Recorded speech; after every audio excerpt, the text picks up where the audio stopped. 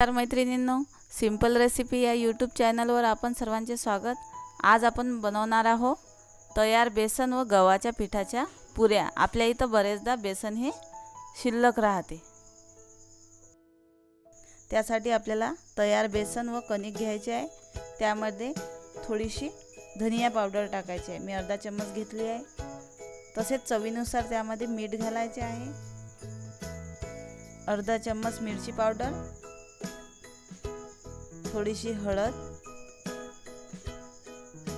आणि हे सर्व मिश्रण करून त्याचा आपल्याला गोळा तयार करून घ्यायचा। हे सर्व आपल्याला मळून घ्यायचे आहे। आपल्याला हे चांगल्या प्रकारे मळून घ्यायचे आहे आणि त्याचा उंडा तयार करून घ्यायचा आहे। उंडा आपल्याला थोडासा घट्ट भिजवून घ्यायचा आहे। त्यानंतर त्याचे छोटे छोटे गोळे करून आपल्याला ह्या पुऱ्या पोळपाटावर लाटून घ्यायच्या आहेत।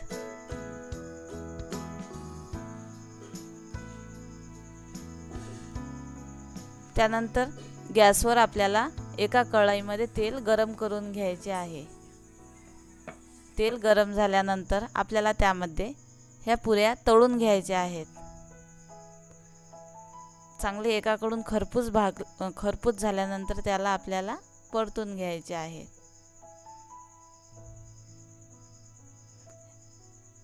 हे पहा कशा खुसखुशीत पुऱ्या तयार होत आहे।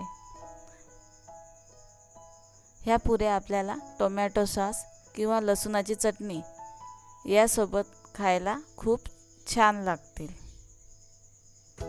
अशा प्रकारे आपल्या ह्या खुसखुशीत पुऱ्या तयार झाल्या आहेत। बरेचदा आपल्या इथं बेसन हे शिल्लक राहिलेले असते, त्यामुळे हे बेसन वाया न जाऊ देता आपण त्यापासून उपयोग घेऊ शकतो आणि आपल्या पुऱ्या ह्या तयार करू शकतो।